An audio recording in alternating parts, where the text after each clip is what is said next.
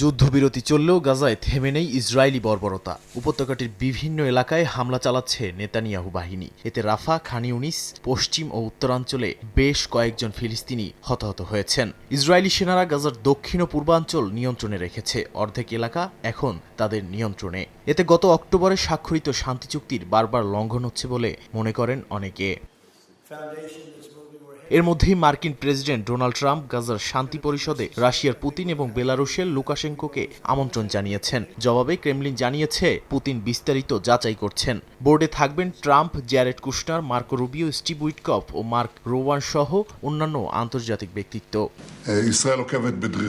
তবে শান্তি পরিষদের রক্ষী বাহিনীর মধ্যে তুরস্ক ও কাতারের সেনা থাকতে পারবে না বলে সাফ জানিয়েছেন ইসরায়েলি প্রধানমন্ত্রী বিনিয়ামিন নেতানিয়াহু। এমনকি এই শান্তি পরিষদের গঠন তাদের নীতির সঙ্গে সঙ্গতিপূর্ণ নয় বলেও জানায় তেল আবিব।